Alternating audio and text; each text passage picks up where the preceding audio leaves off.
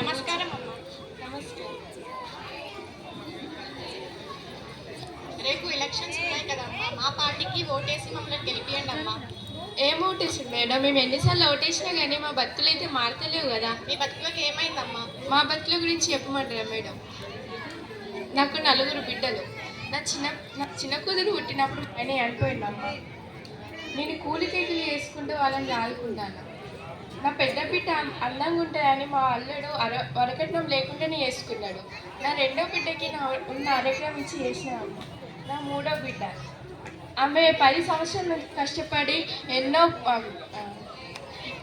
Government ఉద్యోగం కోసం పరీక్షలు రాసి కానీ ఆమెకి ఇంకా అయితే జాబ్ రాలేదమ్మా. నా 4వ బిడ్డ ఆమె 7వ తరగతి అవుతుందమ్మా. రేపు ఎలక్షన్స్ ఉన్నాయి కదమ్మా, మా పార్టీకి ఓటేసి మమ్మల్ని గెలిపియండి అమ్మా. నమస్తే.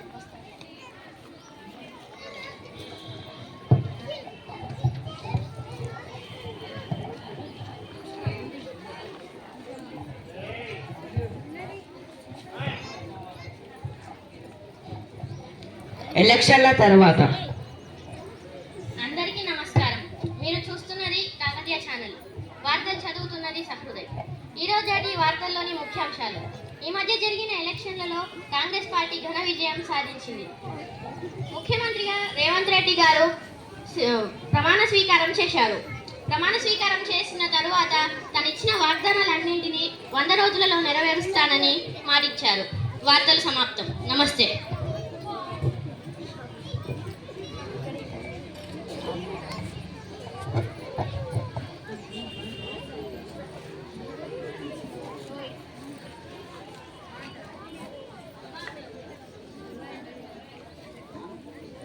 అమ్మా, రేపు ఉగాది పండుగ కదమ్మా, మనం పండుగ చేసుకుందామమ్మా. అక్క వాళ్ళకి ఫోన్ చేయమ్మా.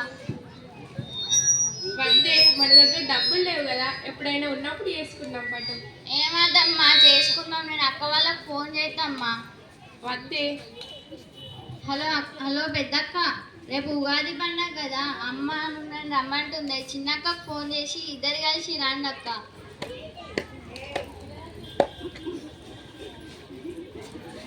అమ్మ, అక్కలు వచ్చిరే.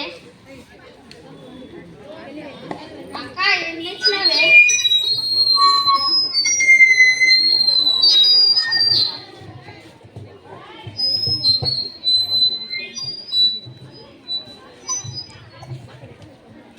అమ్మ, బాగున్నావానే? బాగానే ఉన్నారా? నీ ఆరోగ్యం అంతా ఎట్లుంటుందమ్మా? బాగానే ఉంటుంది. మీరు మంచిగున్నారా? మేము మంచిగానే ఉన్నామమ్మా. అంతంత బస్ కిరాలు పెట్టుకొని వచ్చిర్రా బిడ్డ? అయ్యో, నీకు తెలియదా అమ్మ, మన ప్రభుత్వం వారు మహిళలకు ఉచిత బస్సు ప్రయాణం పెట్టిండు. ఇక మనకు బస్ కిరాయి మిగిలినట్టే అమ్మా. అవునా? అమ్మ, పండుగ చేసుకున్నామంటే డబ్బులు లేవా అమ్మ? మీరు మాకు ఇచ్చిన అరేకరం భూమికి రైతు బంధు పడ్డదమ్మా. మీ అల్లుడు మీ అమ్మకి ఇచ్చి పండగ మంచిగా జరుపుకోమని డబ్బులు పంపిండమ్మా. అవునా? అల్లుడు చాలా మంచోడు బిడ్డ. అవునమ్మా. అమ్మ, కరెంటు బిల్ వచ్చింది. ఎంత వచ్చింది? మనకు 0 బిల్ వచ్చిందే అమ్మా. అవునా? ఈ కాడ నుంచి కరెంటు బిల్లు కట్టాల్సిన అవసరం లేదే అమ్మా. ఇక మనకు నెలకు 300 మిగిలినట్టే అమ్మా. అట్లనే మన గ్యాస్ కూడా 1000 రూపాయలకు కాదమ్మా, 500 రూపాయలకి గ్యాస్. అయ్యో అమ్మ, నీకు తెలియదా? ఇప్పుడున్న కాంగ్రెస్ ప్రభుత్వం వారు ఇల్లు లేని వాళ్ళకి ఉచితంగా ఇల్లు కట్టించి 5 లక్షల రూపాయలు ఇస్తున్నారమ్మా. అవునా? ఎంత మంచి ప్రభుత్వం బిడ్డ. ఇన్ని పనులు చేసింది, మనకే కష్టాలన్నీ తీరినట్టేరా. అవునమ్మా.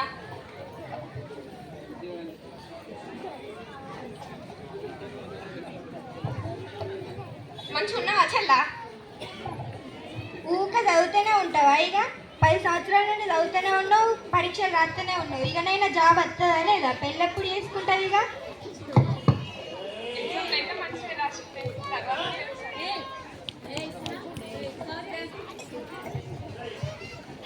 అక్క, మీ ఫ్రెండ్ ఫోన్ చేస్తుంది.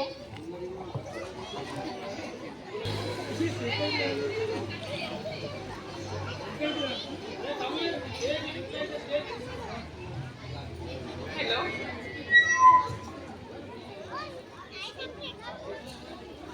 రిజల్ట్స్ వచ్చాయా? నేను 3 జాబులలో పాస్ అయినా. Thank you so much. అసలు ఈ 3 జాబులు వస్తాయని ఎక్స్పెక్ట్ చేయలేదే. అక్క, ఏమేం జాబ్లు వచ్చాయి? నాకు కానిస్టేబుల్, ఎస్ఐ, గ్రూప్ 4లో జాబ్స్ వచ్చాయండి. కంగ్రాట్స్ అక్క.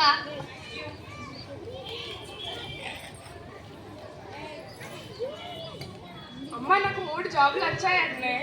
అవునా, మనకి కష్టాలు లేనట్టేనే. నాకు చాలా సంతోషంగా ఉంది. అవునా, ఈ ఉగాది నుంచి మనకు మంచి రోజులు వచ్చినట్టే అమ్మా. అవునా, అని శృతి చక్కెర తీసుకురాపో. సరే అమ్మా. నమస్కారం అండి.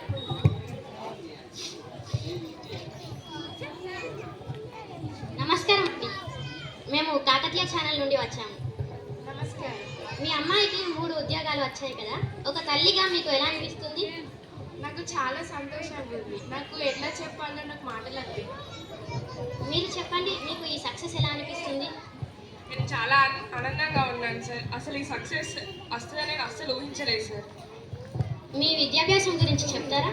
నేను నర్సరీ నుంచి 10th క్లాస్ వరకు కాకతీయ హై స్కూల్లో చదువుకున్నాను సార్. మా ప్రదీప్ సార్ గారు మమ్మల్ని ఎప్పటికీ ప్రోత్సహించేవారు సార్. నేను సింగిల్ పేరెంట్ కూతున్నాను, పేద కుటుంబం నుంచి వచ్చానని, బాగా చదువుతానని నాకు ఫ్రీగానే చదువు చెప్పేవారు సార్. నువ్వు బాగా చదువుతావని నన్ను ఎప్పటికీ ప్రోత్సహించేవారు సార్. నీకు 3 ఉద్యోగాలు వచ్చాయి కదా, దానిలో నువ్వు దేన్ని సెలెక్ట్ చేసుకుంటావు? నేను ఎస్ఐ జాబ్ని సెలెక్ట్ చేసుకోవాలనుకుంటున్నాను సార్. నీ లక్ష్యం ఏంటి? నా లక్ష్యం ఐపీఎస్ కావాలని సార్. ఐపీఎస్ ఎందుకు కావాలనుకుంటున్నావు? మన తెలంగాణలో రోజు రోజుకి అవినీతి పెరిగిపోతుంది సార్. మన తెలంగాణని అవినీతి రహిత రాష్ట్రంగా చేయాలన్నదే నా కోరిక. ఇంకా ఏమైనా చెబుతారా? నేను చిన్నప్పటి నుంచి చదువుకున్న మా కాకతీయ స్కూల్కి వెళ్ళి ఏదో ఒక ప్రోగ్రాంలో గెస్ట్గా అటెండ్ అయ్యి నేను చిన్నప్పటి నుంచి ఎలా కష్టపడ్డానో అక్కడున్న విద్యార్థులకి తెలియజేసి నన్ను ఆదర్శంగా తీసుకునే విధంగా